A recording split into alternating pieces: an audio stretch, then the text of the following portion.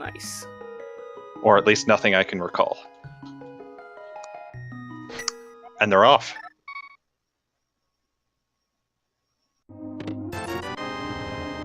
And right away you see a difference in how they choose to start. jkoper going with a more classic Sanctuary to Kakariko start. And TGH going with a more recently popularized strat of checking Uncle really early. Yeah, and you'll notice that he picked up those bushes to kill one guard. That's so he can pull the tree right here and figure out that killing one enemy and grabbing the tree gives you only some hearts. So probably not something we'll see them do. That is randomized every game, and so it's more likely if that gave out red rupees, they'd keep going for it. Ooh, jkoper finding out that the bush crab has the 8-bomb drop, which is really nice for him. Means yeah, that is a much Kakariko nicer. Fully stocked. Oh, did you get a glance at what was on the lumberjack shelf? I did not. It was very, very quick. He did it so quickly. I'm not even sure he saw anything. We're going to see what he ends up going, or if he ends up going back for that, I guess.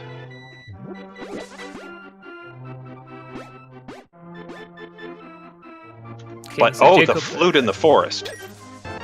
First really big item right there. That's a very huge interesting mobility item.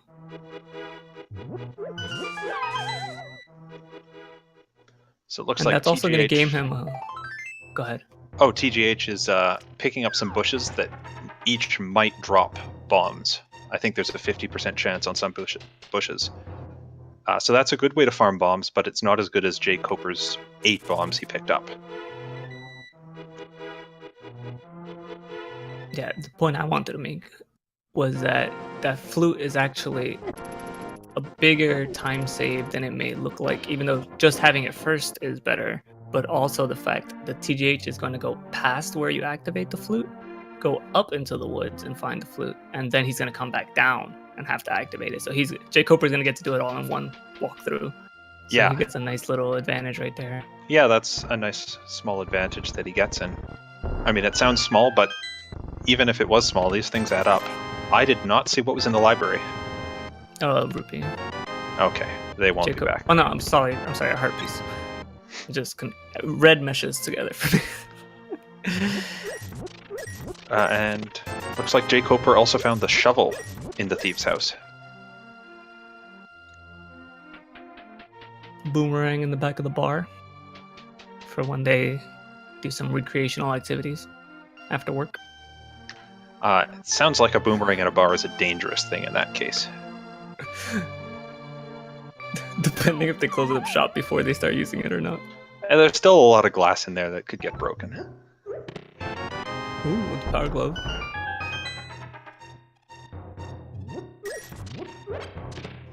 And there's our first sword at the back of the well.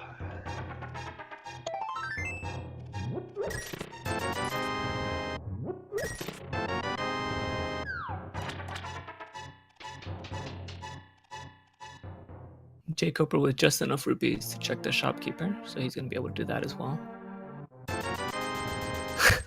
I'm always a bit unsettled when I see those things come up. That's good for him, though. He'll be able to check that right now, rather than routing back to Kakariko for it.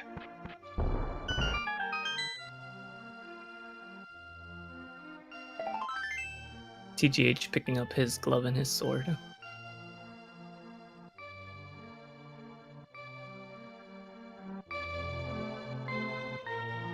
Yeah, so even if they're coming up on having about the same number of items, I think you're right. jkoper's kind of ahead on the routing here. From this, he can go check what that shovel is. And I suppose we should all be standing for the anthem, but it's over now.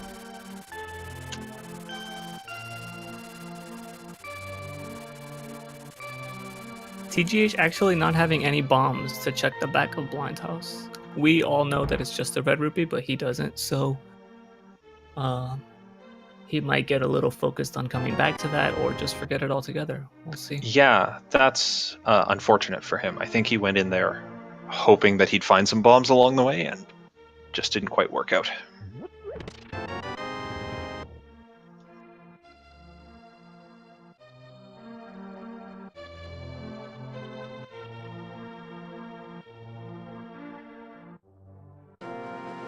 So something of note about the route TGH started with is that usually the players that opt to do the uncle check first, there's about like a 50-50 split on the players right now, but some of them like to do the Chris Houlihan room right after saving quitting to Sanctuary, and some of them like to go straight to Kakariko. For those of you that don't know, the Chris Houlihan room is a room that you can get to if you have either the power gloves and bombs or flippers, and inside is a one-time 225 rupees.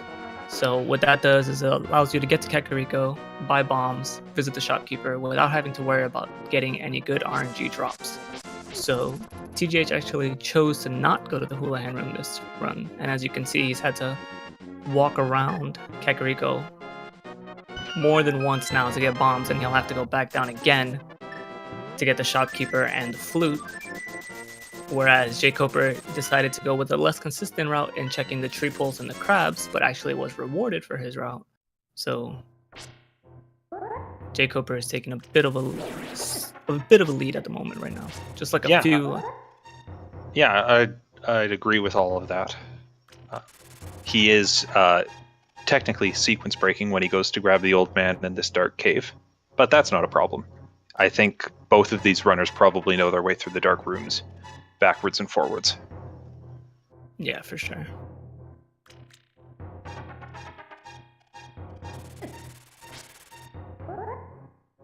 Let's see what Grandpa has in store for jkoper.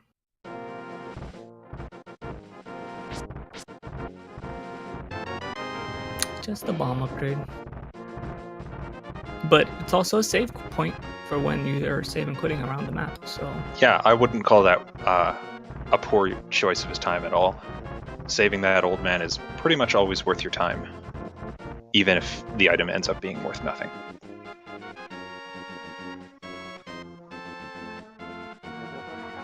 So jkoper did wind up going to check the shovel, which we now know is nothing of importance. Well, it's 300 rupees, so I'd say it's better than everything that's not of importance. But you're right, it's still not great. 100% agree with you on that. Oh, ooh, and there's the silvers. Nice. So no bow to go with them, but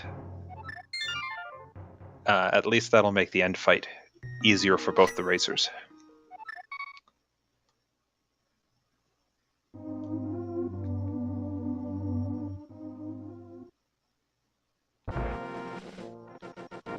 Looks like we're going to get our first high five here outside of Kakariko. Yeah, both going down to check the 3 chests at the end of Escape. So if you watched this tournament back in the spring... Oh, a bottle and a shield. If you watched this tournament back in the spring, you would have seen the runners clear this room on almost every race as they had to run through Escape in that opening 7-minute sequence that was always the same. And here, those 3 chests in Escape are just like any other location. So runners will route them in at kind of whatever time they can fit it in.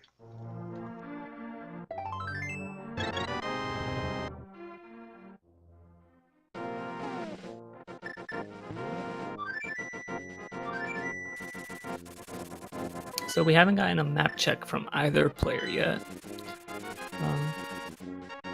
It's a bit interesting. With the fill algorithm changing over the past few months, I feel like players are less worried about what's a pendant and what's a crystal. They're just more like, I'm gonna go where I can, because it's a lot more randomized now than it was during the previous tournament. Yeah, you end up visiting almost every dungeon, almost every seed, so it's less important to know, oh, I don't need to, or oh, I know pod's a pendant. It looks like TGH did find the hammer down at the dam.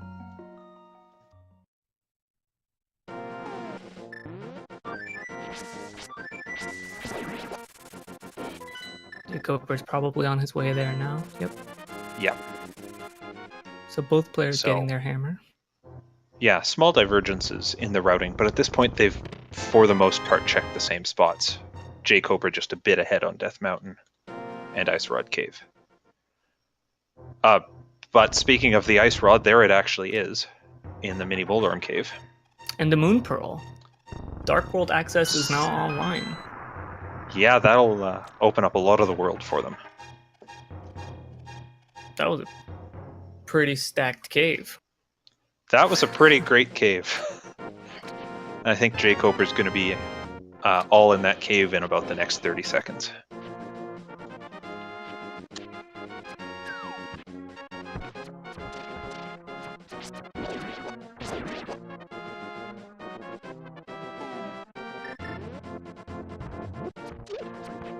Yeah, we're just gonna see both runners shadow the other one real quick. Yeah, this happens every so often. And then I think this is probably gonna be the first big decision both players might make. We might see a bit of a divergence here. They have so much available to them. That's right. They can get into the Dark World from, what, 3 points? The east, the village, and the south? Yep.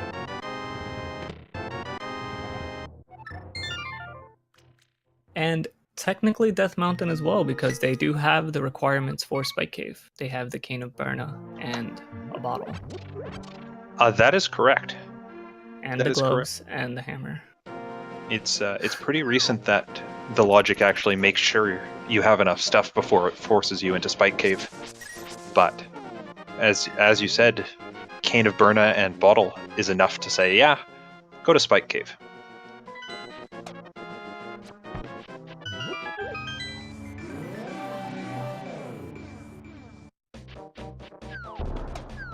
TGH using fake flippers to get to the hobo, doing a minor sequence break, but only coming up with 20 rupees.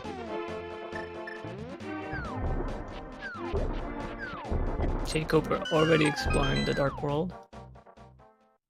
He left a few locations in the Light World: Sahasrahala's Hut, Eastern Palace, Agina's Cave, and Zora, which he technically has access to because of the Power Glove. But TGH following suit now. He just wanted to get that quick hobo check-in, I guess. Yeah, so jkoper didn't come up with a ton of stuff in the cave formerly known as Hype Cave. A lot of rupees and the red shield, but nothing that's going to make or break his run.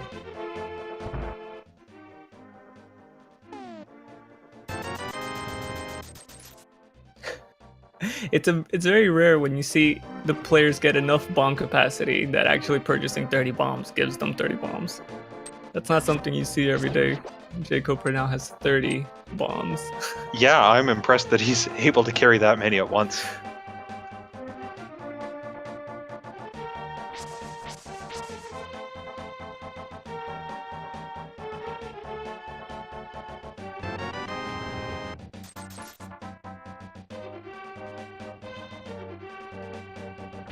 Quick visit to our friend Stumpy. That's him 20 rupees. jkoper is the debt collector today, visiting NPCs and getting money for it. TGH following suit.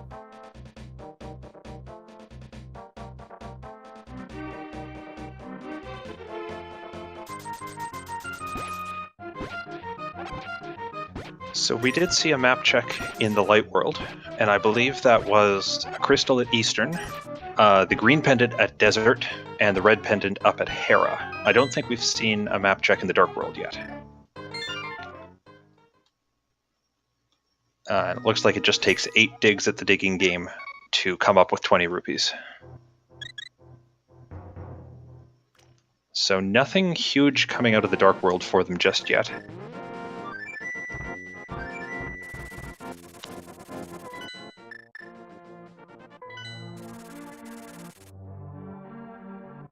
jkoper gonna go right back to the Dark World from Village of Kakariko.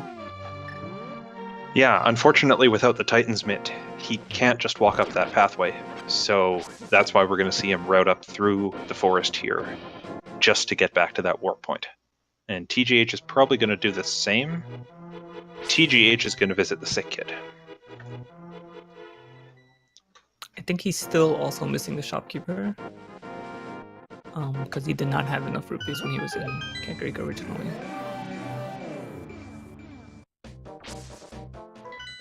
It looks like it. Oh no. No, he's got 2 bottles. Maybe now he has 2 bottles.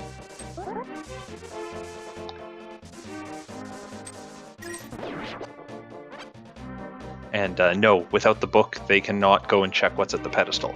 They can read a bunch of Hylian runes, but they won't show up as intelligible English until they're carrying that book.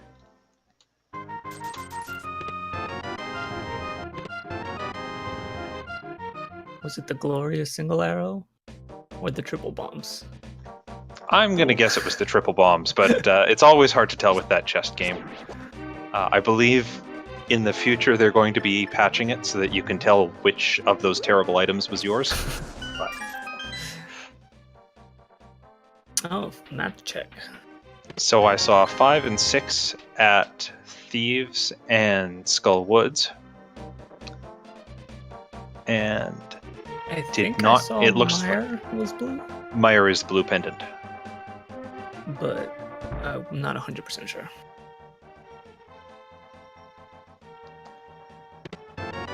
So they will be needing that ice rod, which I know as soon as I see an early ice rod, I get skeptical of if I have to go to Turtle Rock. Oh yeah, but this time they will.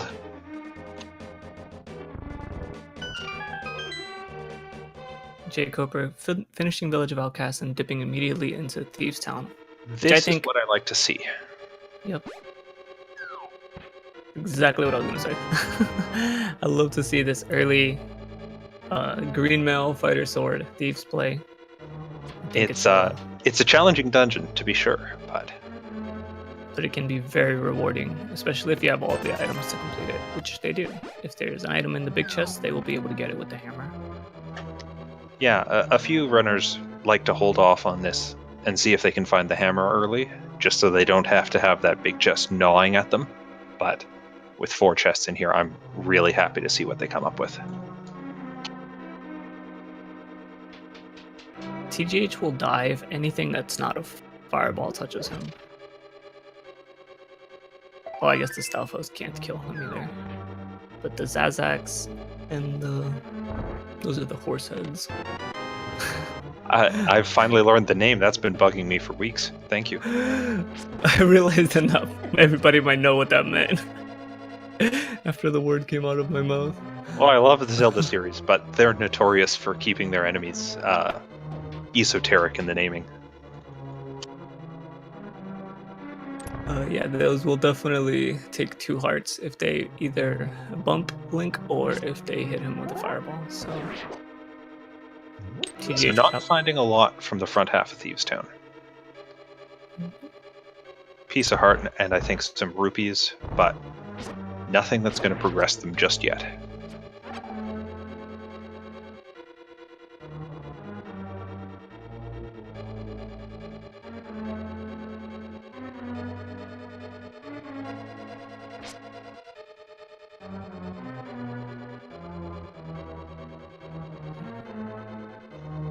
So jkoper makes it down that hallway, but as you were saying, the execution of that room changes entirely if you're not holding the boots. It's a much slower and more methodical play they had to make. Mm-hmm. For sure, for sure. TGH will have to be even slower because he has so few hearts that he's going to want to avoid damage at all costs. Yeah.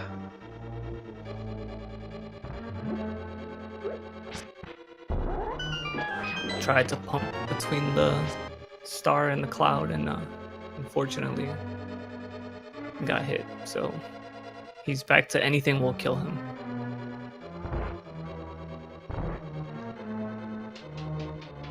So we see a bit of a high five here as they're just kind of running through the required parts of this dungeon.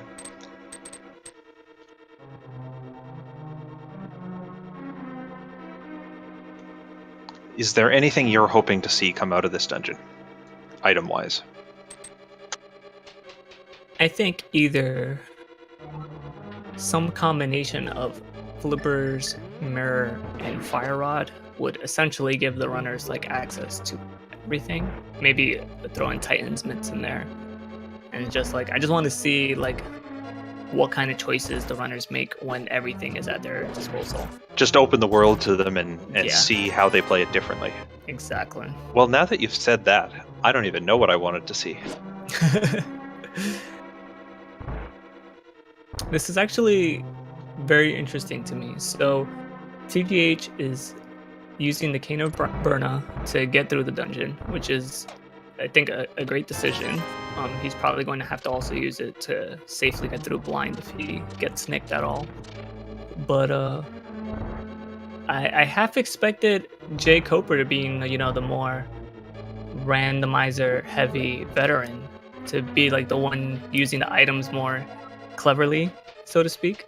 And but he's actually just like executing the dungeon perfectly fine, not taking any damage, and TGH is the one that's like bringing out the different items for the situation. So I think that's pretty cool. Yeah. That their roles are a little flipped there. Red rupee in the big chest, which we had already seen jkoper get. Alright, so let's see how this fight goes. He's made it through 2 phases of blind very well. And done. That'll do Very it nicely. nice. So, Thieves Town, light on items, but still the first crystal for these guys. And at 21 minutes, I mean, it's impossible to gauge this on Randomizer, but I'm still going to say they're making good time. Yeah, I think both runners have found an incredible amount of progression items for 20 minutes into the seed. In fact, they've both almost fully explored the Dark World overworld. So I think they've explored more of the Dark World than they have the Light World. So that's pretty percentage-wise, definitely, yeah.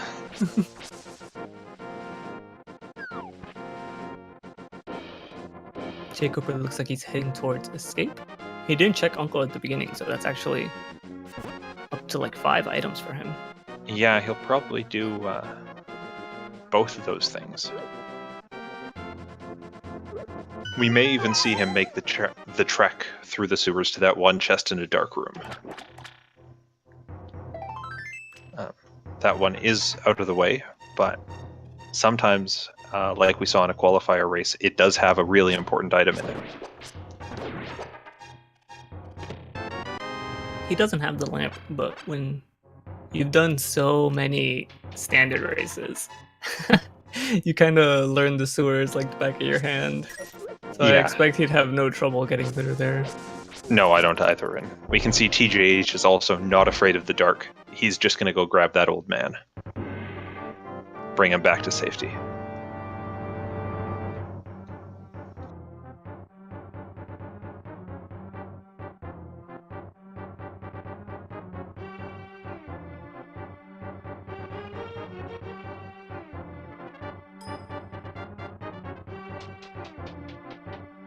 So we're gonna see what the first chest of escape has here. Rupees. I think they've got enough of those now. Just a tiny bit. So TGH is going to grab the silver arrows here. And I'm wondering if he's going to go into Spike Cave. Because that's kind of all that's left on Death Mountain for them.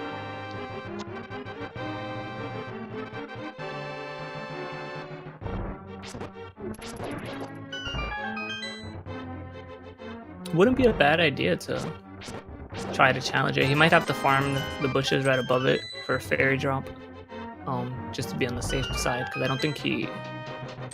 Actually, one of the bottles had green goop inside of it, so It did have green goo, yeah. He does have enough magic. The problem, of course, is as soon as you switch to your bottle to refill your magic, your cane turns off. So sometimes that's not enough. But he's just going to warp back and go exploring elsewhere. One good tip for people trying to do Spike Cave out there is that there's actually no spikes immediately behind the torches. So if you do need to refill your health with a bottle or something, you can go immediately behind one of the torches and you'll be safe there. You won't take any damage. Well, I'm going to use that in the future, I can tell you. Yeah. That's been puzzling me for a while. If you're really brave and doing maybe like an expert seed or something, and you only have a few hearts, you can even like place bombs while you're there, and then kind of bomb boost yourself forward, and then use the invulnerability from the bombs. But that's a little. I've never done that in 4 months of playing Randomizer, but that's just a possibility out there. So looks like TGH went to Sahasrarla's hut and came away with a bug net, which is not going to do him a lot of good. I don't think at this level of play the players are going to need to be bottling fairies. Wait, do you mean to tell me the bug net is not go mode? I'm sorry to break it to you, Ben. You should see the look of shock on my face right now. I can feel it through the commentary. I'm deeply sorry. I won't do that to you again. So Tej now going to go check escape. Not surprising he's doing this 25 minutes into the seed. He as a viewer of his, I know he has a unfortunate habit of forgetting escape, so he said he was going to take a piece of paper and staple it to his forehead so that he remembers escape. Hopefully he didn't do that. That's a painful way of remembering, but nice it'll certainly get the message through. Nice to see that he's here. jkoper doing the double fake flippers. Tej only went one way. jkoper's going to take it all the way to Zora, which I like. If you're going to commit to the water play, just commit to it all the way. He's going to take a giant arc around that one Zora, making sure he doesn't get hit, because that is an instant death. When you're in the fake flipper state, that is.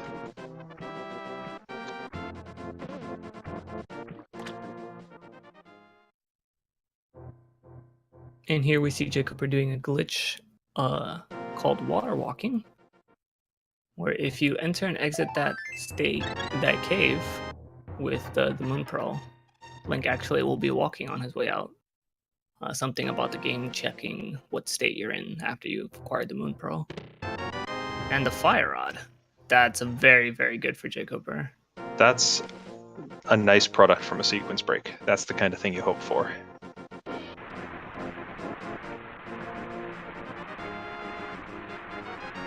And TGH also makes his way through the escape, finds just a map hiding at the end. So that leaves one chest right in the middle of the dark rooms. And because they've got the map, that chest could have something they want. Yep. I believe the small key was in the back half too, right? So it's for sure an item. I believe that's correct. And King Zora charging you for his love. I'm sorry, King Zora. I don't think your love is worth that much. Yeah, I'm gonna have to agree with you there, Phalion. 100 rupees, maybe. 300, not a chance. Yeah, and then he bumped it up to 500, so it's more than not a chance. That's right. I was distracted by TGH picking up 300 rupees from the grove.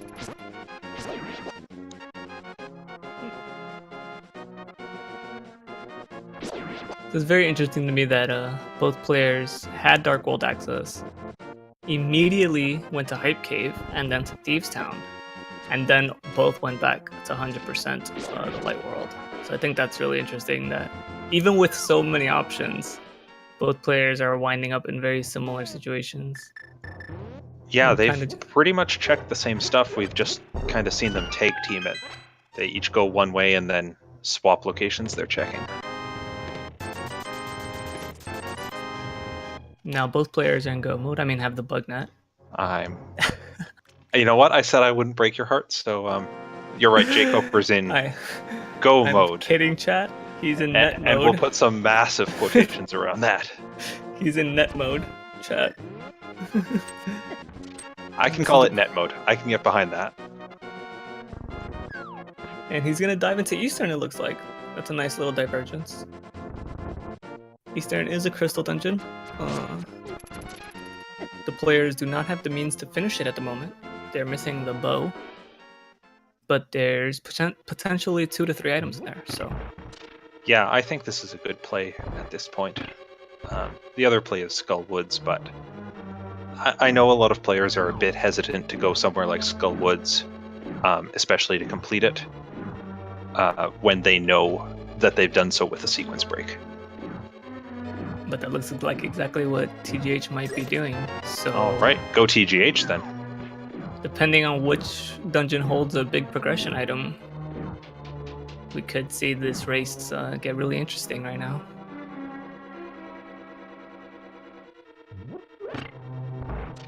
Yeah, and of course, even without the fire rod, there are still potentially 2 good items at the front of Skullwoods. We've seen that happen in a number of races here.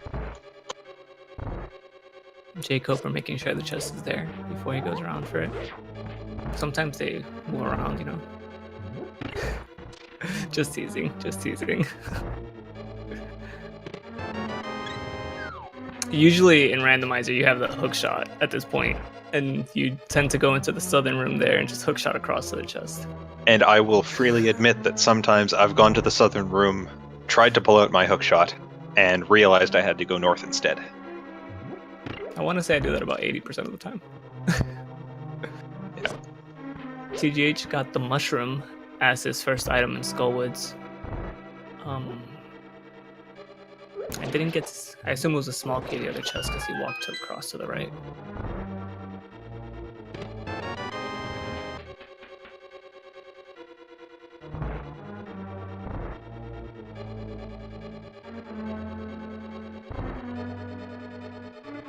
Vanilla bow? Close. Part of the vanilla bow, but Yeah, not the part he needs.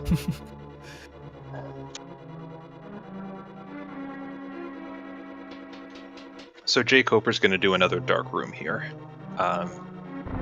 So he's going to go around to the right. He's going to move himself into another dark room. It's all very impressive, and you don't get to watch it right now, because he doesn't need a lamp. The Titans myths. TGH finds the second item in Skullwoods, and it's a big one. That is huge. Well, is it? He has access now to 3 additional items in the Village of Outcast, 2 additional items in Misery Mire, and 2 additional items on Death Mountain. This is true, yes. And in combination with either a medallion, flippers, or the Cane of Samaria, he would then have access to one of the 3 Midslock dungeons. So as soon as he finds one of those 2. So yeah, I'd say that's a pretty good find.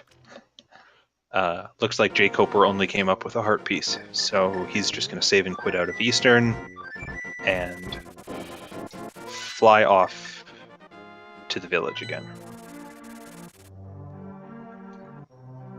With no mirror, the players can't enter Swamp. With no myths, they can't enter the traditional 5, 6, 7 dungeons of Ice Palace, Misery Mire, and Turtle Rock. And with no mirror, he can't access the Tower of Hera either. So Skullwoods is one of the few dungeons jkoper actually has access to now. So he's just gonna probably head straight there.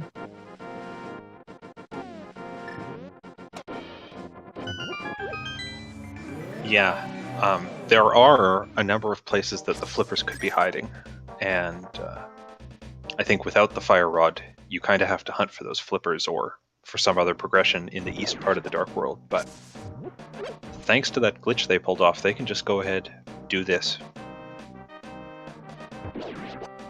TGH, 1 hit from Mothia will kill him here. He's trying to be super careful. He gets it with the hammer. Great hammer fight.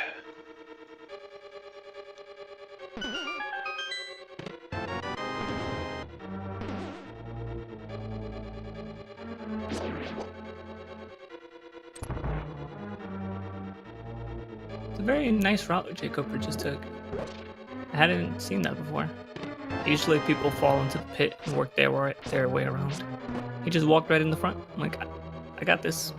No problem, guys. Picks up his mushroom. Nice use of the hammer to keep the beetle out of his face. Yeah, in open mode, when a sword can be hard to come by and upgrades harder still, often that early hammer is something players have to learn to use really well.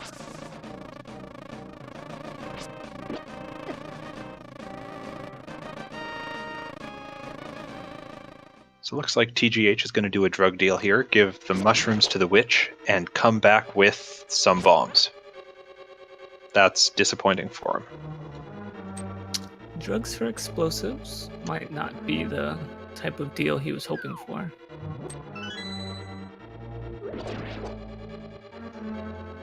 So TGH is going to check the mire area. He's going to be able to scout what medallion is required for Misery Mire, but more importantly, there's 2 items in the shed right here. And that is the Quake Medallion.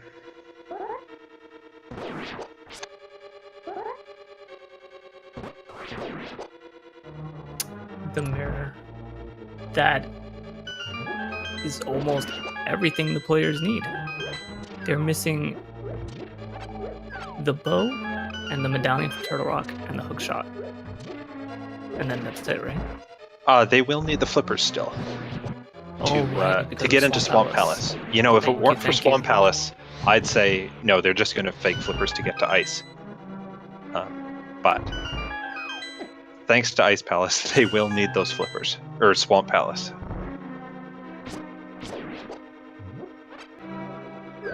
They have a... Well, actually, the 2 pendants that are now completable for TGH... I mean, the 2 dungeons that are now completable for TGH are actually pendant dungeons. So... he's gonna have to decide if he wants to dip into these pendants or continue around checking the myths locked locations. Those 2 being Desert Palace and... Tower of Hera. Oh, Tower of Hera, yes, with the map, Yes. the mirror. So it looks like he is going to just quickly search through Desert. See if there's anything on that pillar or that torch, and it's just a small key. Unfortunately, that does lock 2 chests away from him here. Oh no, jkoper taking an unfortunate death on Mothula. It is such a difficult fight when you're not equipped with a strong sword. It gets out of control really quickly. That's right, it's one that brings down a lot of runners, especially when you're stuck with only the green mail at this point.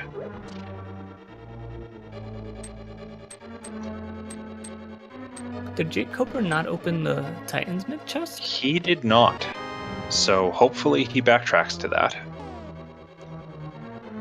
He doesn't have the mirror either. He's gonna leave. Oh, Okay, well, I dearly hope he goes back there soon. I mean, I know that that room with the mitts is a pain to get into if you don't have the Cane of Samaria, but I really hope he heads back in that direction soon.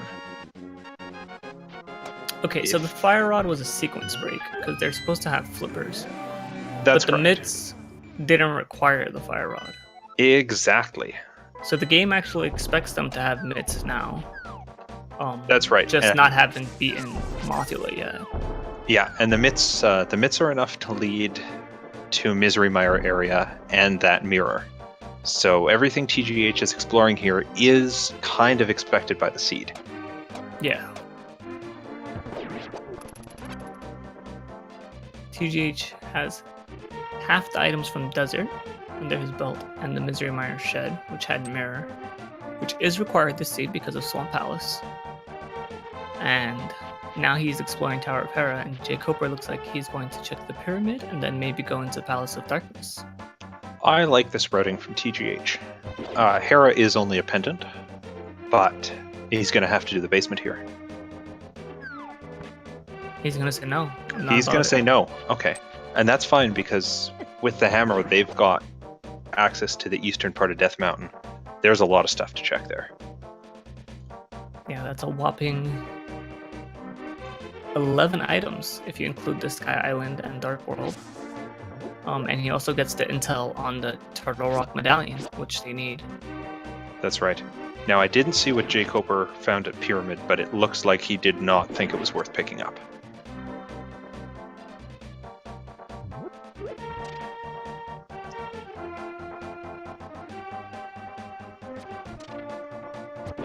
chat pointing out a good point there that technically, since their only fire is Fire Rod, TGH would be sequence breaking even further by checking Harrow Basement. So That's a very good point. I like that he's sticking to the logic, and she's like, I'm not supposed to be there yet, so I'm just not going to go there. Yeah, you don't want to get too crazy with your sequence breaks. So TGH finds a bottle at the bottom of Spiral Cave, and jkoper just 3 bombs at Catfish. Nothing that's going to continue progressing them just yet. That is the last bottle TGH just found. The third one was on Sky Island. He's probably not going to pick that up. No, I'd be very surprised if either runner decided, oh, you know what, I need that 4th bottle for security. These guys made it through the qualifiers. They know their way around this game. TGH using a nice, cute little route there that was popularized by Problems IRL, where you go immediately into the Dark World, but then you mirror in front of the Light World cave. And because you have mirror equipped, you can just quickly push that block out of the way, access Light World Death Mountain, fall back down, and then immediately go up Dark World Death Mountain.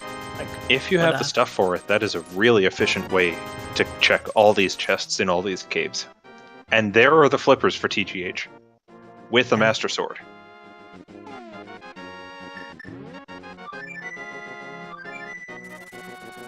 And, you know, a red boomerang. Those are great finds for TGH. Those were 2 technically required items. You do need an upgraded sword to beat the game, and you need the flippers to beat Swamp Palace. So that's right. And I think an advantage for him is, now that he's got the flippers, he's kind of back on the sequence. That is true as well. So looks like jkoper's just reset his game, but I don't think it was long since he saved and quit.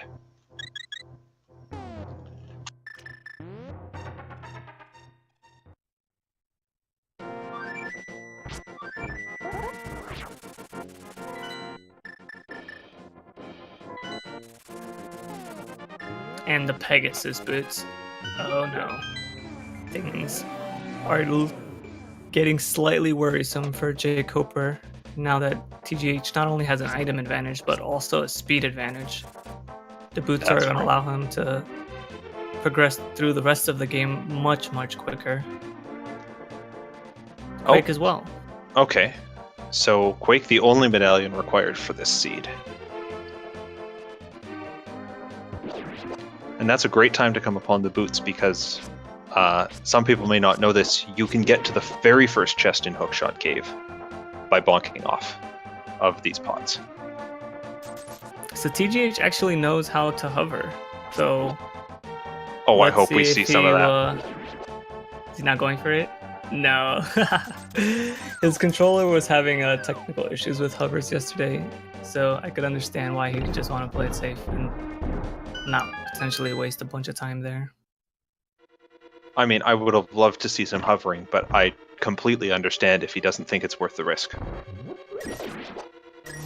Yeah, I think if Swamp was a pendant and he didn't think he has to find the hookshot at some point, he might be a little more inclined to hover it. But he knows he has to find the hookshot one way or the other, so... Yeah. So he's going to head back into Hera and do the basement there. jkoper is going to start making his way through the Palace of Darkness, finding a key in that first chest, which means he can continue. Just for a quick recap for the chat while we're waiting for these players to make their way through these semi-linear dungeons. The Titan's mitts were at the Vanilla Big Key location in Skullwoods. jkoper actually walked past it, hoping that the second item would be on Mothula, and then died to Mothula. So he doesn't have the Titan's mitts at this time. Titan's mitts led to the mirror in the Misery Mire shed, which led to East Death Mountain with the hammer, where TGH found the boots, the flippers, and the Master Sword. So that's the item discrepancy that you guys are seeing at this time. That's how we came to this point. Well said. That's a great recap. And in fact, there were so many steps I was starting to lose track. So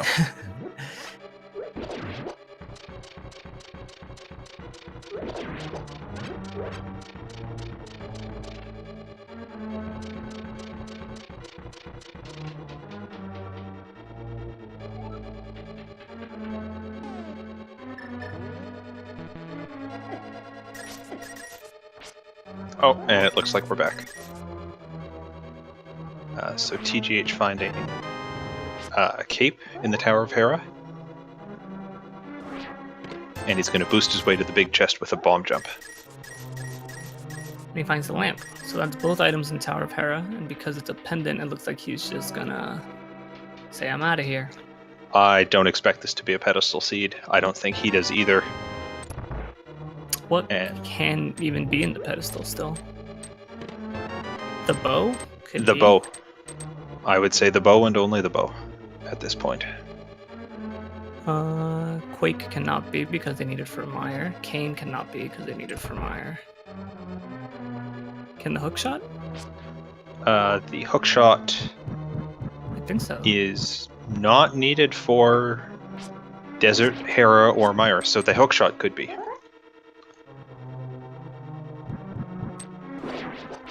We could see boing boing on the pedestal, which is in fact the text that you get if you read the pedestal with the book. The Cane of Samaria. jkoper just found the Cane of Samaria. That is in the maze in the Palace of Darkness. So that's a huge find. It is required for Turtle Rock. He now actually has all the items to complete Turtle Rock, but he can't enter Turtle Rock because he needs the Titan's Mitts and Quake. That's right. So you can see it's a bit slower going for jkoper to go through this maze without a lamp, but it doesn't look like he's lost. Well, I shouldn't say that. I don't think he's lost. I think he knows what he's doing.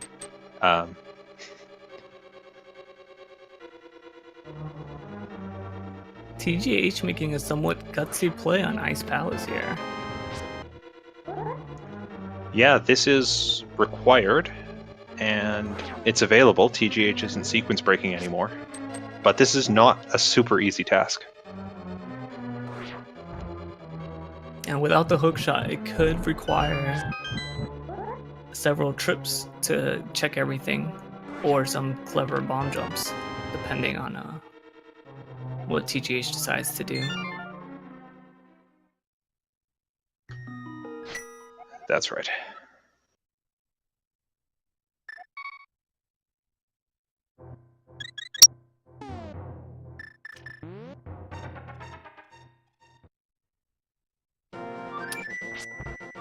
Now that jkoper has the Cane of Samaria, if he's been keeping up with the glitches that have been found, he can actually check the magic bat here.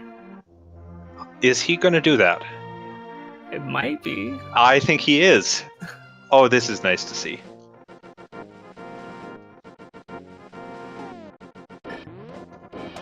So, do you want to explain just what he's going to do here? Sure. So, I don't know exactly why it happens, but for some reason, when you try to use the Cane of Samaria with no magic and get that bibamp that we just heard, you can immediately switch to the mushroom or powder and use it even though you don't have magic. So I think jkoper might be doing it a little too slowly right now. Could be. But it definitely works in Randomizer. We had someone show it off in a race. I believe it was yesterday or the day before. Yeah, and obviously if you have the powder, it doesn't help you very much. But if you're still missing that powder, it's a good way to pretend you have the powder for one use. It does have one use when you have the powder, because it lets you use the powder even if you're out of magic. That's true. So if you're at the top of Ganon's tower and you had a little bit of issues with the torches and you ran out of magic, you can still power the anti-fairies all the way at the top before you pick up the magic refill, and that way you don't have to use your magic. That's right, and I think that's the exact case we saw in the race yesterday. TGH hovering. Sneak. If you blinked, you missed it. He was like, oh, there it was. Gap. You're right. That'll give him a bit of a routing advantage in here.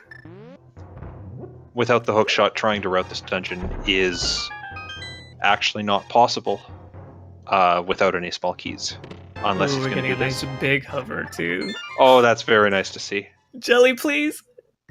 Oh.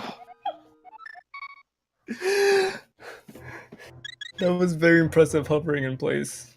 to try to stall out the jelly. So it looks like he's going to set up the slightly easier bomb jump here. Nice.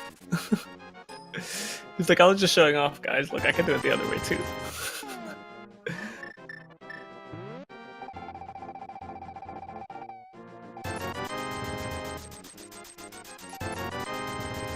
jkoper is full stocking up on potions. He might be going for another attempt on Mothula here. I very much hope so. We did see him check Agina's cave, find it was just 3 bombs there. I think he is running out of locations he can check. And so going back for that other item in Skull Woods, wherever he hopes to find it, could pay off.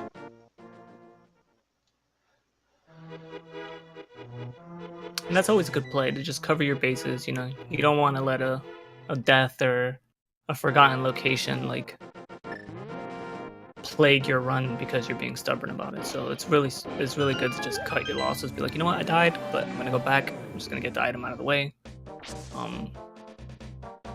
A lot of one runner in particular, ACMLM, is notorious for just cutting the decision out and just being like, I'm not gonna go back there.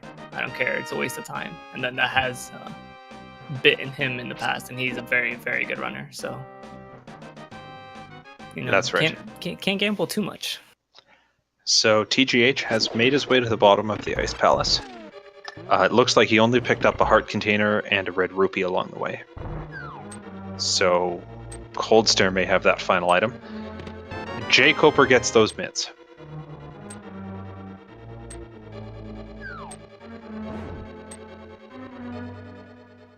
And he did the exact strat that you had mentioned earlier, where he just used the Cane of Samaria to make the room much more bearable.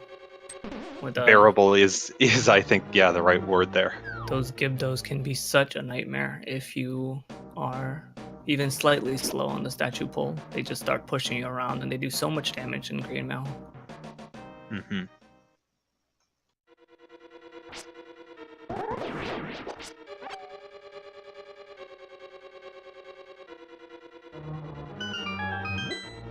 So there was one more chest that TGH had to check for.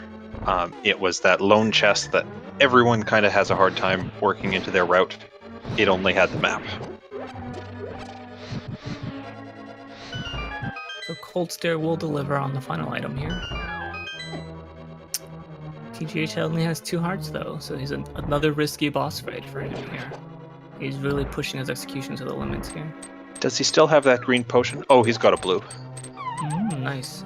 Was that in the 3rd bottle, or did he just... Maybe he bought it. I believe he bought that earlier when he did his drug deal. That makes sense.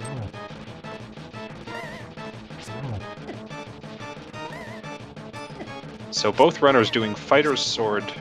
Oh no, TGH has Master Sword, but doing kind of undergeared bosses here. Yeah, jkoper using that first blue potion here. So now he has the Fire Rod available to him again, so that should help him out with this fight a little bit.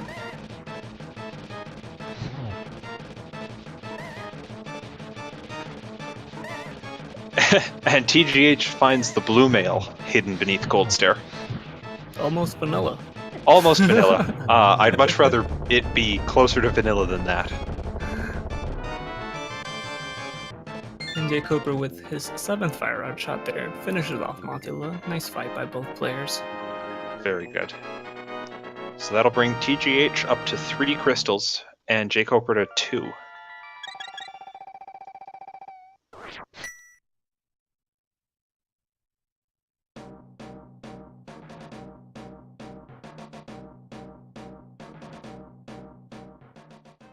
So TGH is hunting the bow, the hookshot, Quake, and the Cane of Samaria. TGH is hunting the bow, the hookshot, Quake, and the mirror. And so both players need 4 items for go mode, and they share 3 of them. That's right. The logic would insist that jkoper still needs the lamp, but I'm not going to insist. It looks like jkoper forgot that he got the mushroom on his first trip to Skullwoods. So he's gonna go ahead and check. Yeah, that seems like the only reason to come back and check this chest. But it's better to be safe than sorry. There's a lot of runs where players are like, oh yeah, I got both items, and they didn't. Especially when you visited a dungeon, don't complete it, and come back half an hour later. That's where you can really start to see those little errors add up. So you're right, better safe than sorry.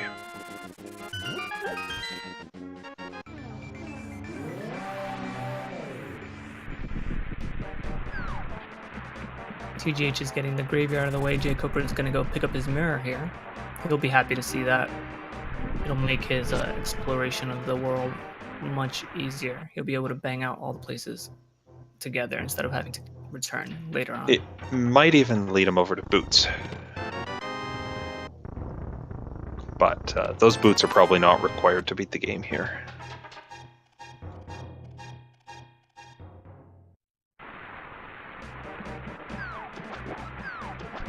Okay, so even though TGH has an exploration advantage here, he's checked more locations, jkoper is actually missing less items. So, you know, if jkoper makes some different decisions, you know, he might not find boots as quickly as TGH did, but he might just find go mode first. And that could be a real game changer if he either comes across the hook shot or quake, and those items lead to the other ones. That's right. One item that kind of cracks the puzzle open and leads them to their next location can make a huge difference for them. Looks like TGH is going to check the lumberjacks, which he didn't do earlier, and I think he might have waited until he had the boots to check on that.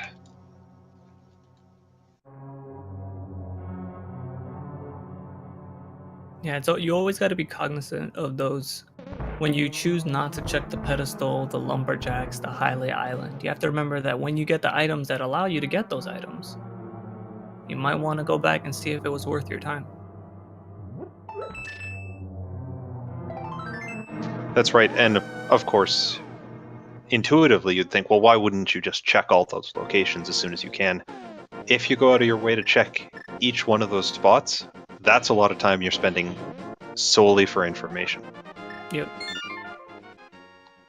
And if you see an item on lumberjacks like a sword or something, but you never find boots, then even though you know where it is, you can't get it. So yeah, the information is not always helpful to you in each seed. So that's just something to keep in mind. TGH is doing one of the most cathartic things in Randomizer, which is hammering down all those pegs with one big hammer dash.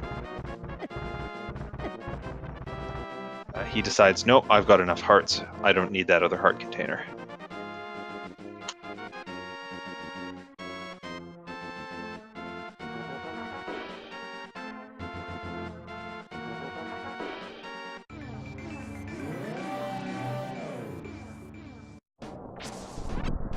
The hook shot. Wow, that's a big one. That allows TGH to finish Swamp Palace, which holds 6 items and is a very big possibility that one of the items he needs is in there. That's right, and it's also a crystal dungeon, so it's one he's going to have to do either way. That is a big find. He's not going to go there just yet. He's got a few things he can check, kind of on the way.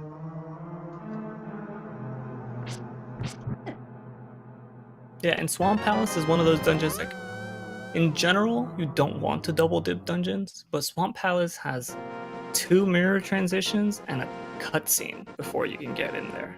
So, you know, having to double dip that dungeon specifically is even more time consuming.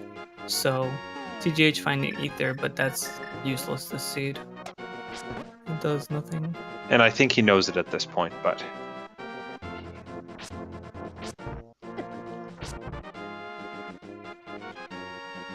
Yes, both Misery Mire and Turtle Rock are the Quake medallion required. So of the 3 medallions, only one's going to be needed here.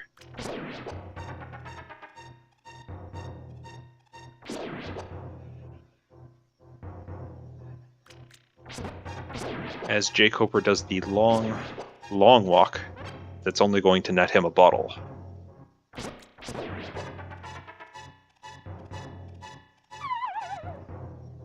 He'll be very happy though to find boots at the end of this Death Mountain expedition. Yeah, it's unfortunate they're not a little sooner. I think he straight up ignored Hera, right? I don't think he walked in. I wasn't. I believe he ducked his head in and made the same decision TGH did, but don't quote me on that. I was excited about the hook shot. That makes sense. Either way, we'll see if after Death Mountain, if he chooses to finish off with Hera or...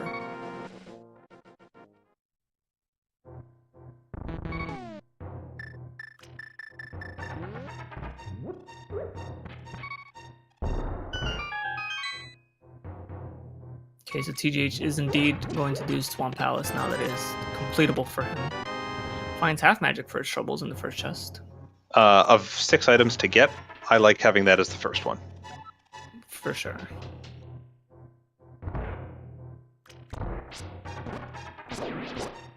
It's always nice when you go anywhere and you're not immediately met by a red rupee.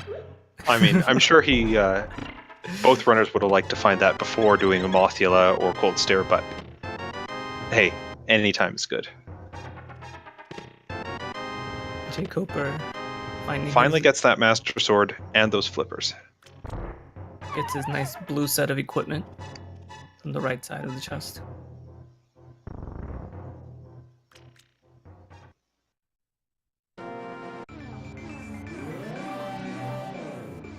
And I believe this was boots here, right? Yes, this will be boots for him.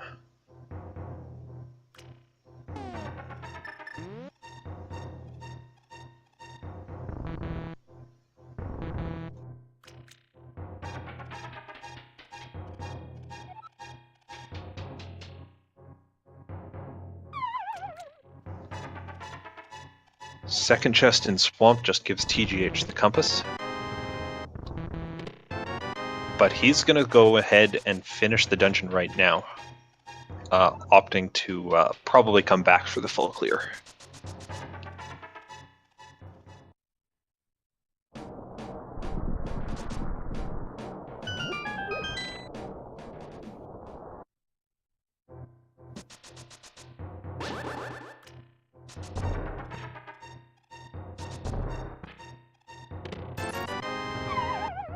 I think jkoper here is going to find out that he needs Quake for T-Rock as well, and then we'll see what he decides to do from there. And TGH found Quake. Well, that's nice for TGH. That is one item closer to go mode. Okay, so locations we haven't seen from either player are Turtle Rock and Misery Mire. I think between the two of them, they've checked every other dungeon. To some degree or another, yeah.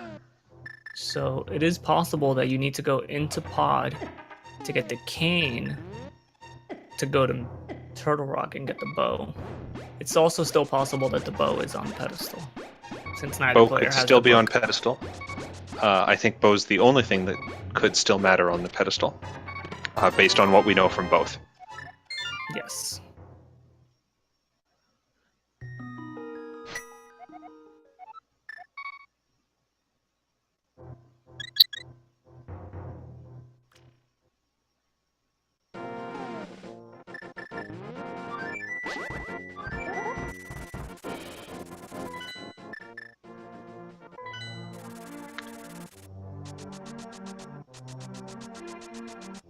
I think jkoper, he's either heading to North Dark World to check the King's Tomb and the Graveyard Ledge, or he could be heading to the Smiths and then he might find this hookshot.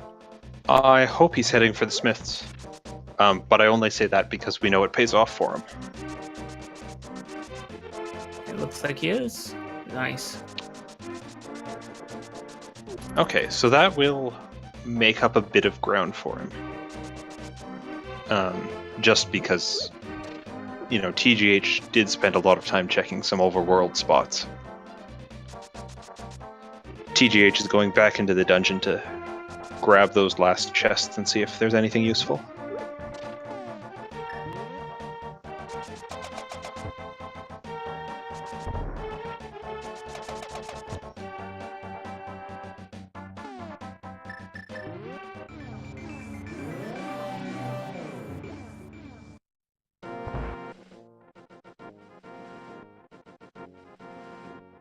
I think jkoper could definitely still make some really good gambles here. And if he looks into the bow, you know, even though TGH is ahead 2 crystal dungeons, he has Ice Palace and Swamp Palace done. jkoper could go mode both those dungeons. That would certainly close up a lot of the gap. But because you can't go mode swamp, you need Quake. But if he like gambles left side swamp and doesn't do it, that's like 2.5 minutes he gains on TGH. Mm-hmm. And if he then takes the Quake and goes directly to Mire or T-Rock and finds the bow, you know, TGH still has to go find the Cane of Samaria before he can make that kind of play. That's right, and you know, looks like the big key in the Swamp Palace is on the left side, so that's something TGH is just getting now. At least in my experience, when the players don't find the big key right away, they always come back in, as opposed to routing or searching around for it. So we might see jkoper just check the path, or the chests right in his path, and that would give him Quake.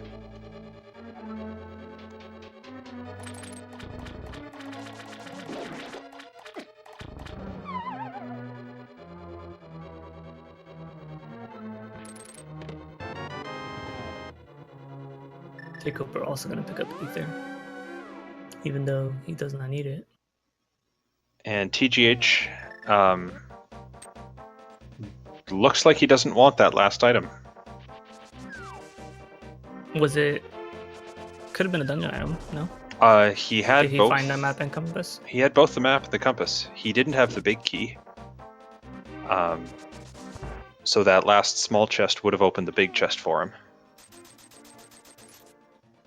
He might have miscounted then. That could be a game changer if the big chest has the bow. That could be a risk for him. Looks like he's just going to take the big bomb though.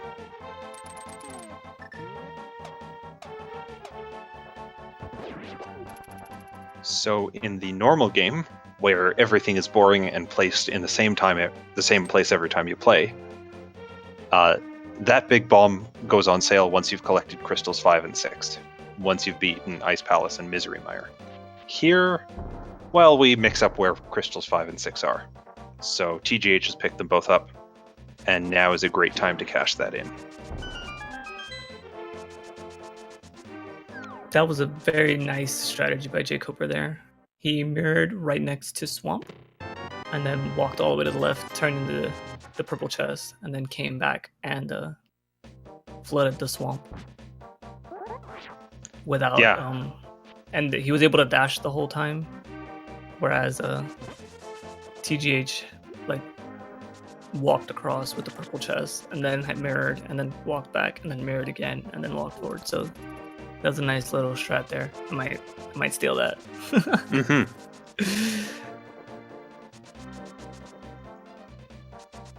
So TGH at the double-chested fairy did come away with the tempered sword. So that puts them kind of in a really comfortable power level here.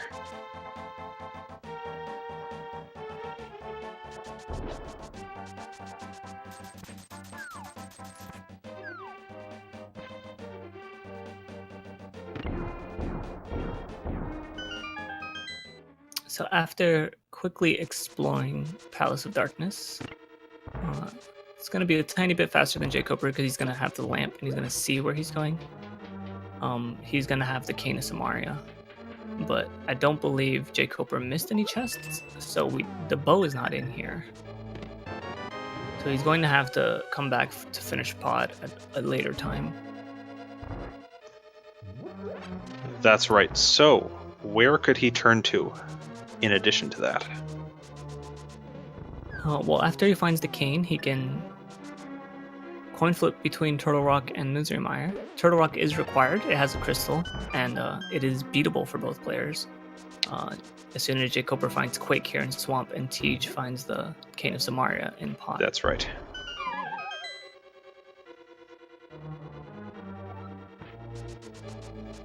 Now, if I'm reading what's going on in chat right, they're saying that the way the logic has been redesigned, only the first 3 chests in the Palace of Darkness can be locked behind the bow. I think what that can't have the bow. Or I think have the bow as a dependency. So if chat is correct, then it sounds like that Cane of Samaria requires the bow according to the logic. Which could mean the bow is kind of already available to them. Now where that would put it, I'm still not sure. Could still be in Mire. No, TGH is not sequence breaking anything at the moment, and he's going to find the cane. So I don't think the logic expects him to have the bow here.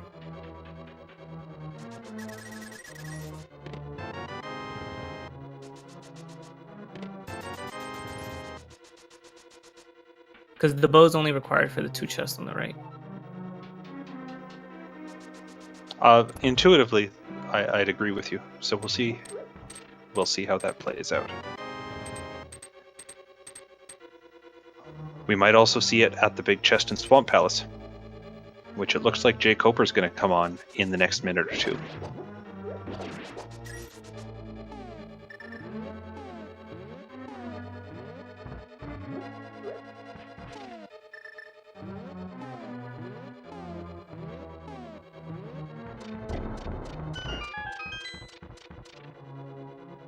TGH hammer jumping and then remembering he doesn't have the big key.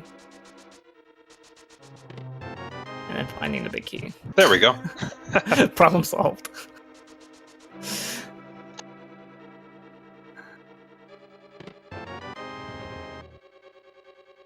Okay, so just to recap for the people just joining us here, TGH is currently looking for the bow in Cane of Samaria. He just found Cane of Samaria, which we knew where it was thanks to jkoper finding it earlier. So now he's just missing the bow. jkoper is going to find Quake here in the waterfall chest and Swamp, and he will also just be missing the bow. So the players are racing to find the bow. However, jkoper did open that big chest in the middle of Swamp, and he came up with the blue mail. Now, TGH also found the blue mail in the Ice Palace, because whichever mail they find first is going to be the blue mail. Correct. So I think jkoper is going to finish this race with red mail, and TGH may be suffering through on blue. I don't think that'll slow him down much.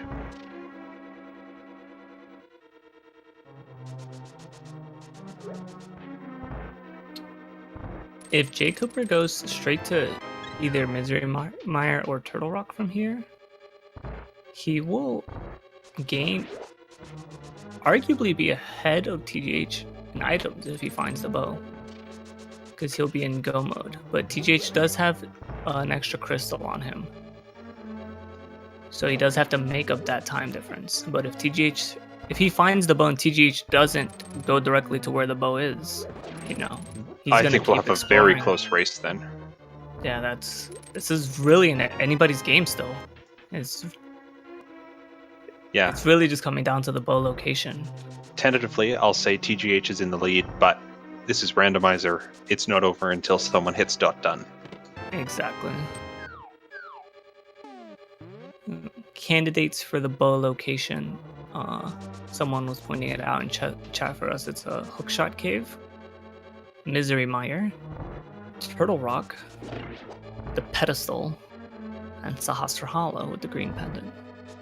So, you know, it's a little bit of a dice toss, whatever the players decide to check. And of course, both players are missing a little bit more than that. They just don't. We know that it's not there thanks to the other players. That's right. Benefit of watching this race instead of doing it, we get better information. So that is another crystal for jkoper, bringing him to 3.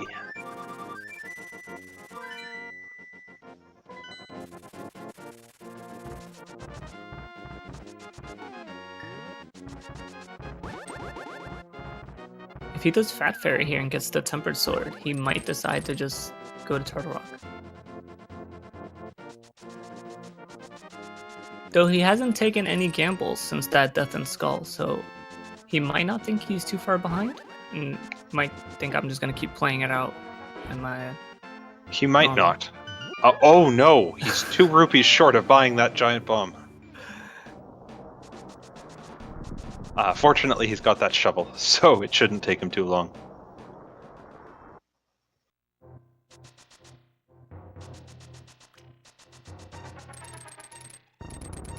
Got a fairy. Can also cut the bushes, Jake.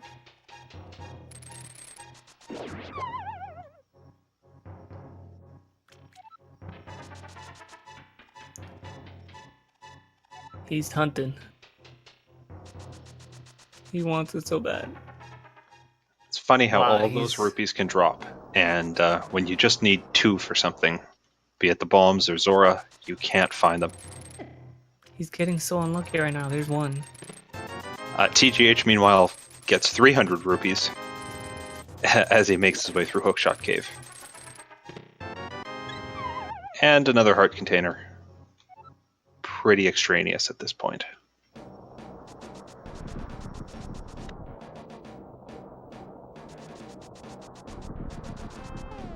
So now Hookshot Cave is off the table. TGH did fully explore it, found 340 rupees in a heart for his troubles. That's right. So I think he'll head into Turtle Rock, do a full clear, beat this dungeon, and even if it doesn't come up with the bow, I think it's time well spent. Yeah, for sure.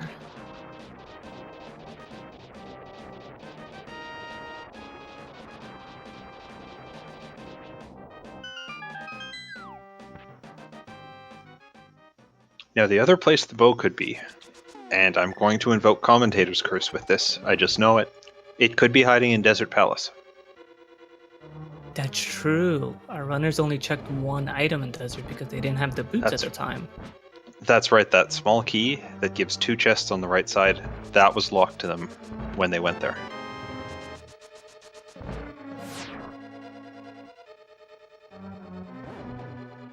And it looks like jkoper might be heading to Hookshot Cave, and then subsequently Turtle Rock. So we could see our runner in similar places here. I think that makes sense. He can clear Ice Palace, but I understand why he'd be hesitant to do it. If he can do it in Go mode, it's, what, about half the speed? Or Maybe half the time? More. Yeah, it might be even more of a time save than that. Like, I want to say with boots and, you know, well-executed bomb jump, you can be in and out of there less than 3 minutes. And well, I can't, but these runners can. Oh, for sure. I think, I think jkoper is definitely more than well-versed in the Go mode strategies of Ice Palace. No question with these guys. I'm a bit surprised jkoper... Did he do Hookshot Cave? I think he's going into Dark World first to open Turtle Rock, and then he might jump to the left and... Wait. Jay? Maybe he doesn't want to do Turtle Rock. jkoper. You have Quake. Maybe he just had no intention of doing Turtle Rock. perhaps we'll go Still with should have that. opened it though. He'll need it at some point. He's Okay. the racer.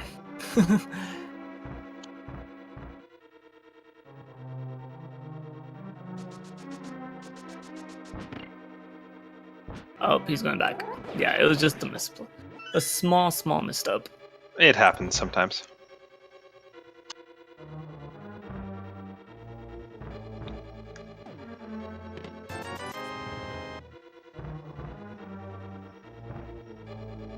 So TGH, making its way through Turtle Rock, hasn't come up with anything of use just yet.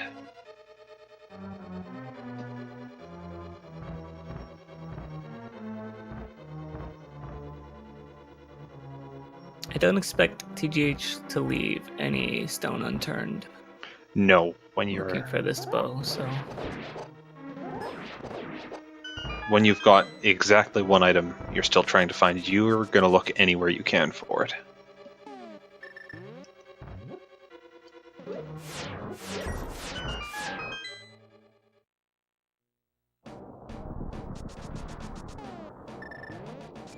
I'm gonna pay a visit to our lovely friends over at Mimic Cave.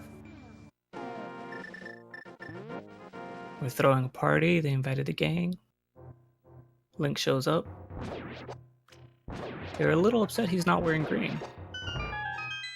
So they try to brawl it out, but they lose. They didn't try very hard. I think they've been partying a bit too hard because they're not fighting very much at all.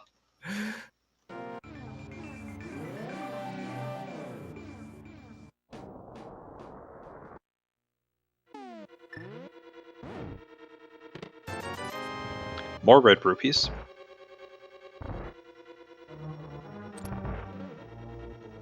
What, 29 possible red rupees in this game?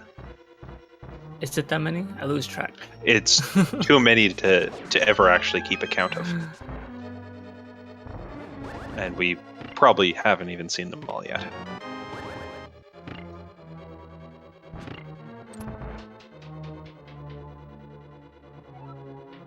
Yeah, if you take a gander over at TGH's screen, now that he has boots and temper, like, you can see that all the NMG being short for the no major glitches category of the game, is really starting to show now. He looks a lot more comfortable with the execution. Yeah, at this point it's about the same gear that he'd have just normally playing the game. And he's just go, go, go.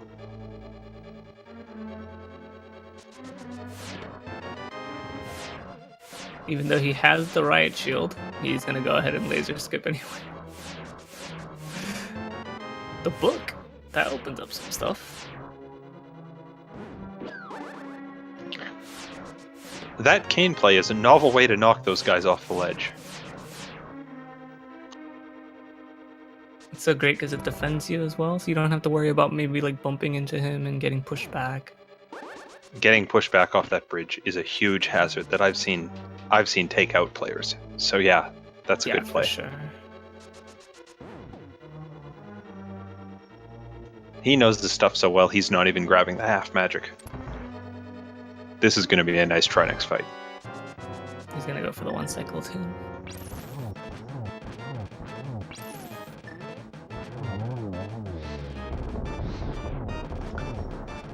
So you'll notice that he actually pulls out his menu and he switches items before he's even beaten that first head. That's because while a head's exploding, you can't pause the game. And so he's just using everything he can to get ahead of that. That was a beautiful fight. That was fantastic.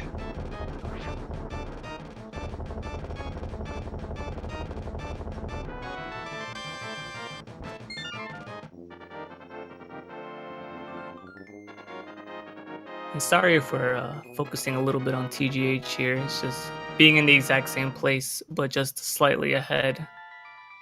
You're kind of just looking at the runner that's getting the new stuff, because we just saw.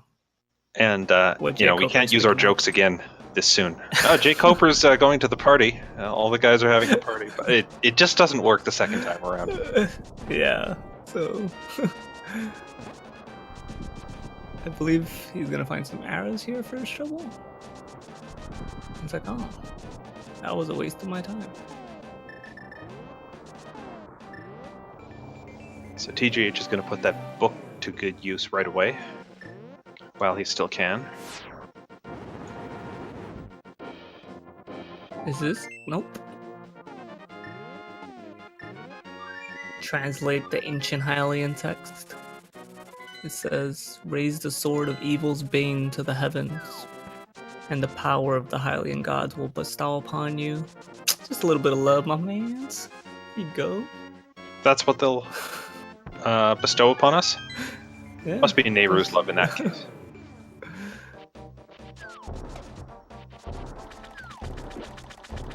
So it looks like TGH is now heading to the other tablet. Really hoping he can convert that book. I'm kind of rooting for the pedestal seat at this point. They're down. I'd like to see it, but I'm still following with the chat logic that the bow can't be behind the cane. So we'll see what happens here. Butter sword. That's not a bad gift from the gods.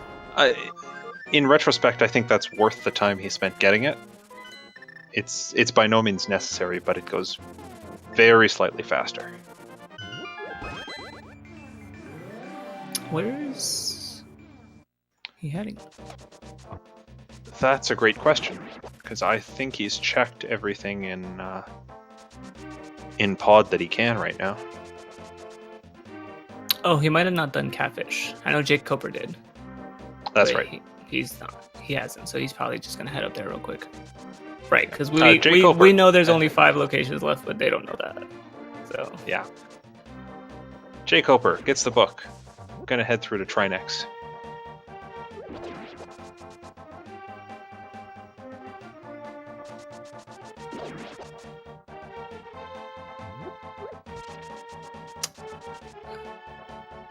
If what Acetone Carrot is saying is correct, that they are actually also missing the small chest that's in the dark part of the sewers. That sounds right. So that would be 1 item there, 1 item in Desert, 2 items in Misery Mire, Sahasrahala, and the pedestal left. That's a lot of potentially frustrating locations that could still have that bow.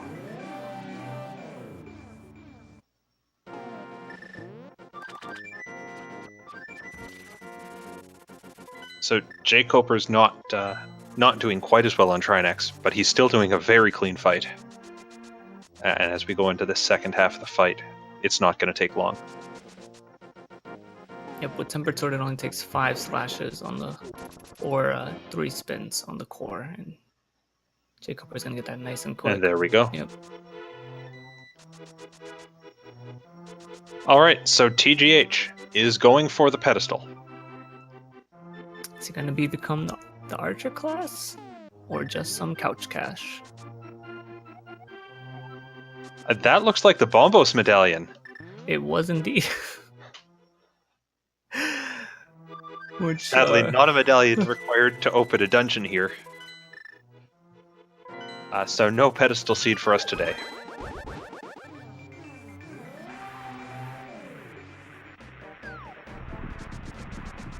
jkoper might be heading over to Tower of Hera now, because I don't believe he's checked the top half of it yet. He has not. He might also convert that book. Oh, that's true as well. And he's mirroring halfway in between, so I can't tell which he's going for. No, he's going to do the book. Yeah, you generally want to check the quicker location first when you're only missing 1 item, because the That's second you right. find it, it's just go mode, go mode, go mode. But he is indeed going to do both. So there are 2 potential items in Misery Mire. But how many chests will they have to check? 4 or 5? The only thing I know for sure about Mire is I think one of the first 2 has to be a small key. That's the only thing I don't even know if that's true. That's been told to me, but it seems about right. I think about 90% of the time I get a small key in one of the first 2. There's a small key. I certainly find that. There are too many small keys in Mire. Yeah, that is true. I mean, There are too many rooms in Mire as a baseline.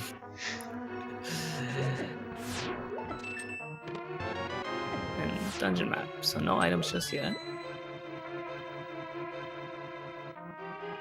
Can use those small keys to access the west side. jkoper's taking a nice little vacation with the tiles. He's nice and done with that.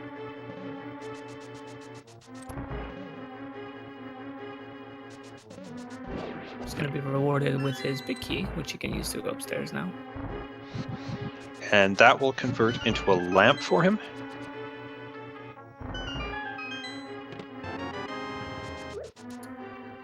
I believe there was also something right in front of the lamp too, but I don't remember if it was something relevant.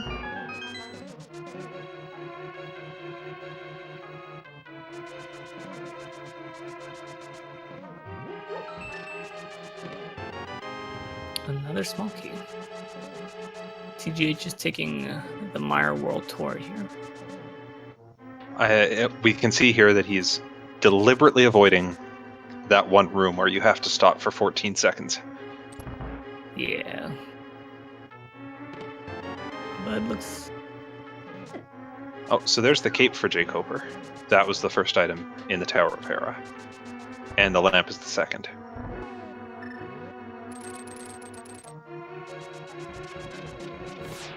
And there's the bow. We have go mode, ladies and gentlemen.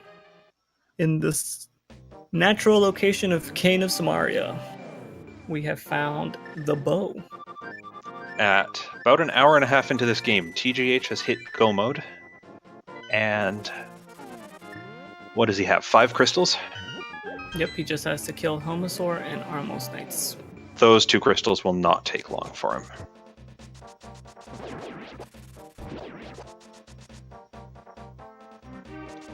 jkoper's Moldorm fight went very well for him, but only gave a burrito and a useless red shiny stone. jkoper still has Ice Palace, though, that might throw him off the trail of the bow. But if he sticks to his wanting to avoid that,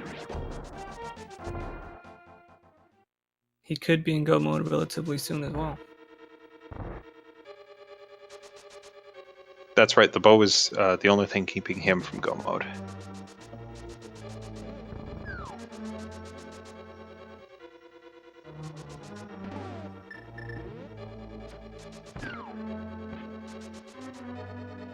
I'm not entirely sure where he's going with this. I don't think he checked Northern Dark World when he was there before. That's he right. went to the Smiths. And now that he has the cape, checking the Bumper Cave location is not something he will do. Oh, now that he has the boots, he's going to check the Bonk Rocks, of course.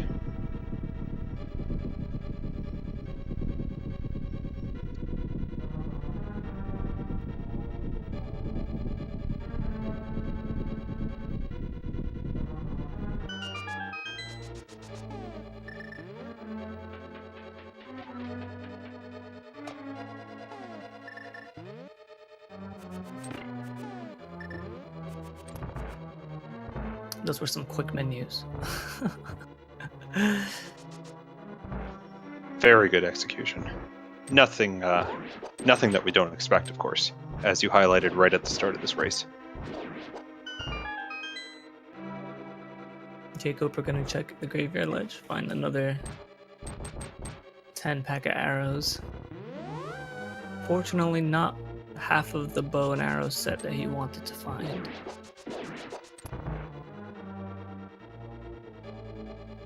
No, if you could get the bow just with some arrows, they'd have, what, 8 bows picked up by this point in the race?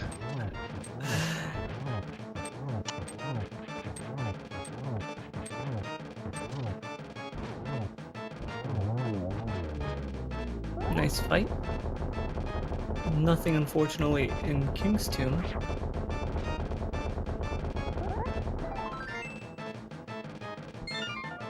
Oh, did Teach get the Wandering Turtle?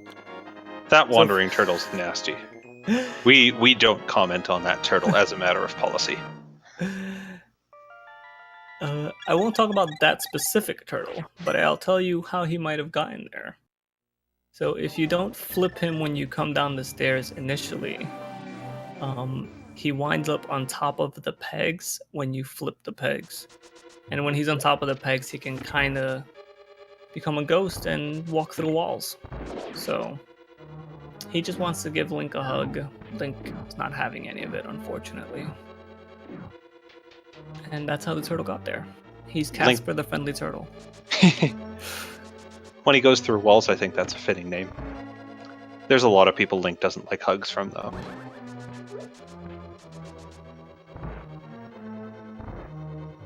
I like that jkoper is committing to the Go Mode Ice plan and is heading into Mire. He will find Go Mode relatively shortly here. But he will have 3 dungeons that we will have to Go Mode while TGH is on his last one here.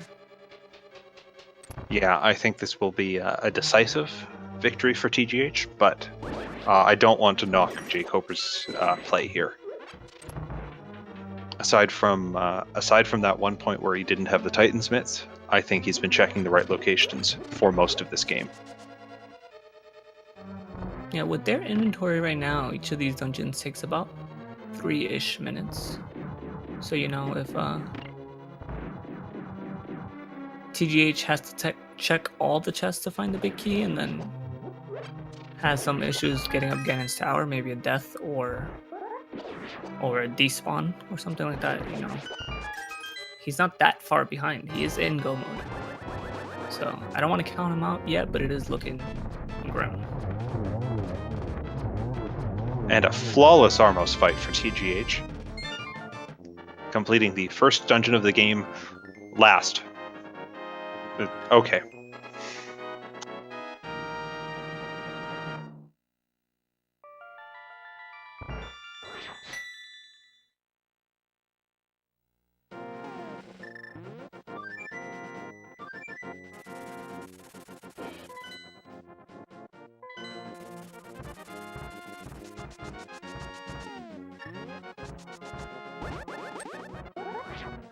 jkoper about to find his big key, which will let him check the big chest. He might be going to the vanilla big key location first. Oh, that's unfortunate. That's a slight time loss. Like you mentioned earlier, decently long cutscene. So one thing I recently learned is that the cutscene in Misery Mire is the same length as the cutscene in the Palace of Darkness. Both have walls moving. The same distance for the same amount of time. And I think it's just because you can't see the wall moving in Misery Mire. It feels like it takes 10 times as long. For sure. I was surprised to find out that bit of information as well. I did not expect that at all. No, I mean, I believe the devs when they tell me that, but boy was I shocked. Okay, chat, you know what time it is. TGH is about to enter Ganon's tower, so it's that time where you pick a number between 1 and 22. Where will the Ganon's tower big key be? What number chest will TGH find it? Ben, what number do you like? I'm a fan of 2 particular numbers, but I agree. I don't remember which commentator said it, but there was a commentator that says you can't really guess a number. You have to pick the chest. You have to pick which chest you think it's going to be in. And I'm going to go with Bob. I think Bob has the goods. Bob is going to come in through. The very first randomizer race mind. I watched. Oh, dang it. And that's the play they want. Not only the big key, but a small key right there. I think that might have put the nail in the coffin for Jay. Yeah, there's no way a right side gamble can pay off in Ganon's tower when no one sets foot beyond the first room. Yeah, I think that's the fastest possible Ganon's tower for Randomizer. That's got to be up there with what we saw earlier today, or yesterday at this point, where the big key was on the torch and the boots were in a chest there. Oh, that's It's always so demoralizing when you get to the torch and see it, but don't have the boots. Yeah. It's very fortunate that they found it right away.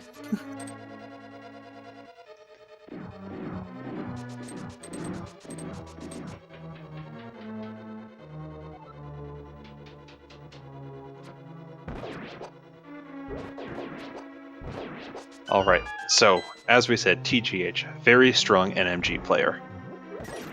Let's see how he does this gauntlet.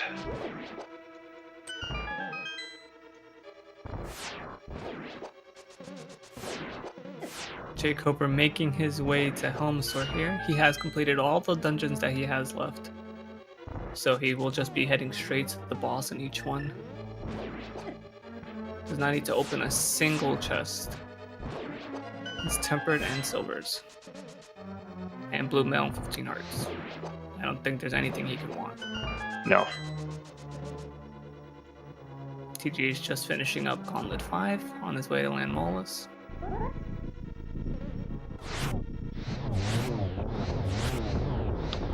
And the one cycle on Land Molus. Oh yeah, let me correct my statement. He hasn't been in Ice Palace, but Ice Palace can be routed in such a way where you go directly to the boss if you bomb jump. Go without directly to the opening any boss. chest.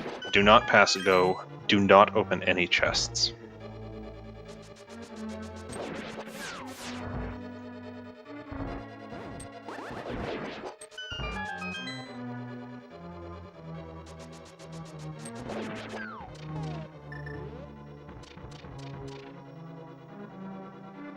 TGH is just showing us exactly how to do the gauntlet here.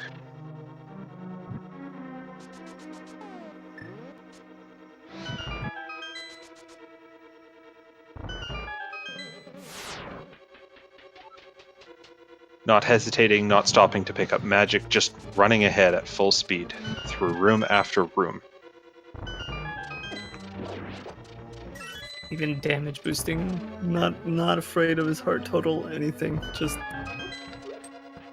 No fear, just showcasing go. speed.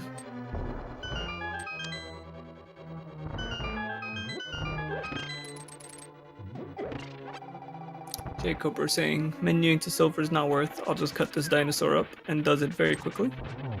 Very fast Helmsar for jkoper.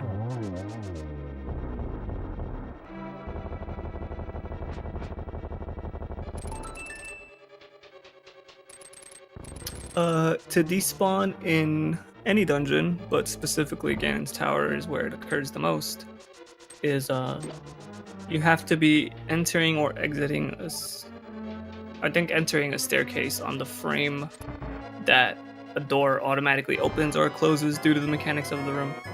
So the two places it happens the most, wow, this Ganon 2 lineup for TGH is perfect. Is when you light the first set of torches and then go up the stairs in the next room as one of the torches is expiring, which would close the door. So if you go up the stairs on that same frame that the door closes, when you get to the top, there are no enemies, there is no Moldorm, there is no Aga 2, and you must mirror and do the whole dungeon again. The other place it can happen is in the very first room of Ice Palace. If you kill one of the last blue jelly with a fire rod, and then go up and down the stairs as the fire rod is finishing off the jelly, because you know the fire rod burns the jelly before it kills it. If that happens and the door opens on the frame you go down the stairs, you can also despawn Ice Palace.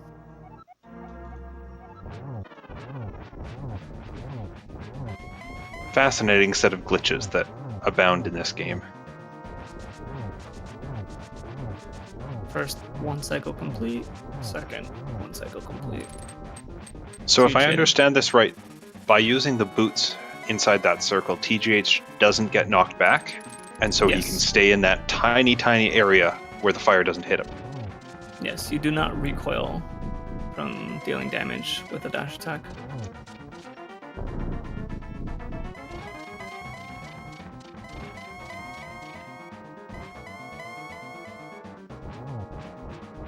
jkoper working on his 6th crystal right now, entering Armos.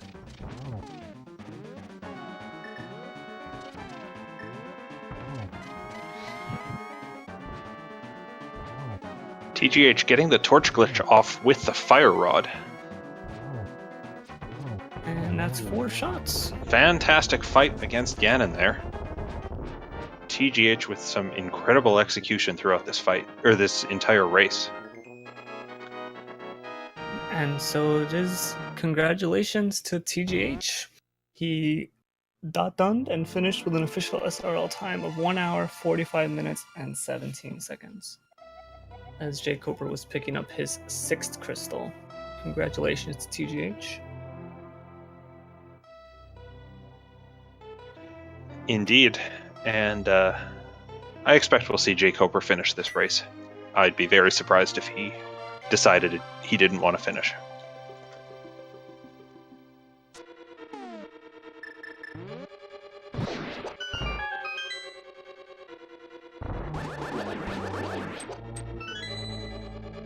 Yeah, I think jkoper made some really strong plays. It was just choosing to walk past the statue room in Skullwoods until having the King of Samaria. It was just unfortunate for him, because the Titan's Mitts led to the mirror and the boots, which sped up the seed immensely.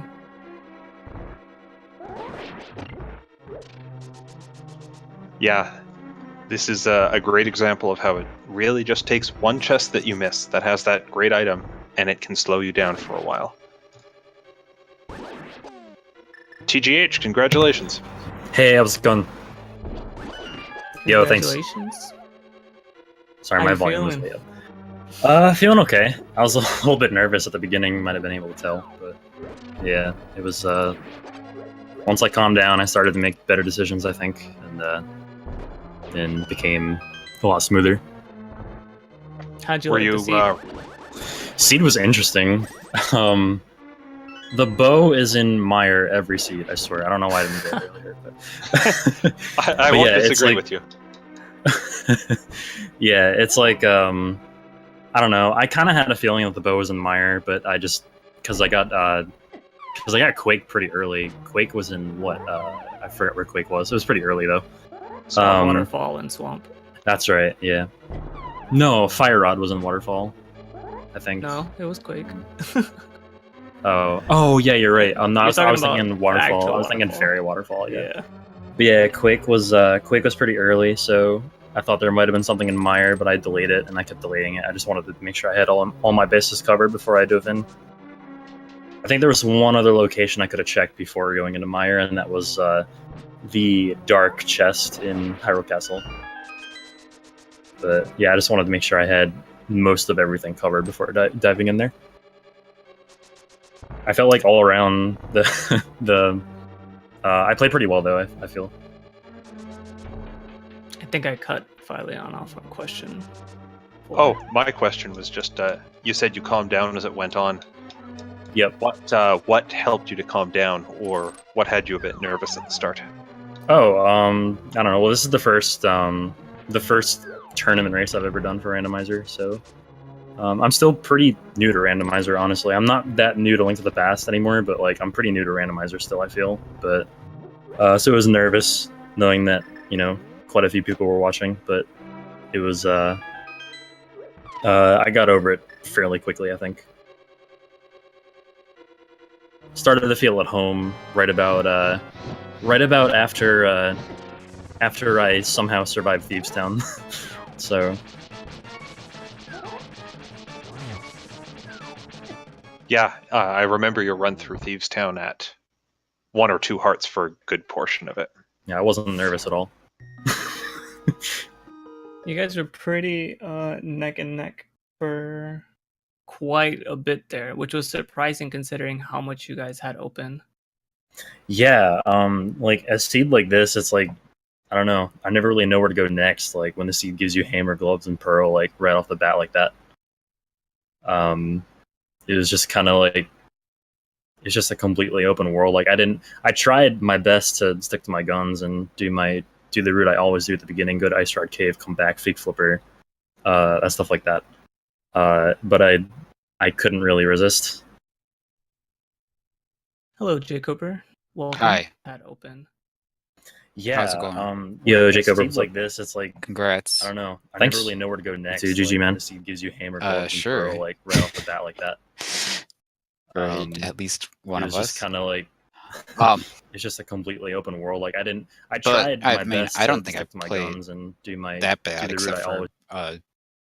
5 to 10-minute period in the middle where I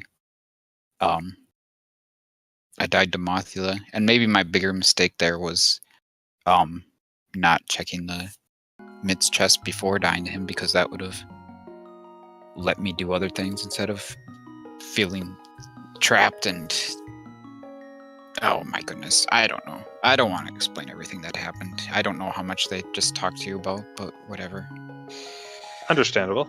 We actually hadn't touched on your half of the run yet. You were actually ahead on items for a good portion. You had Kana Samaria way before TGH did, because you did it in the dark. But TGH full cleared Ice Palace, like looking for items ahead of time, which you smartly put off.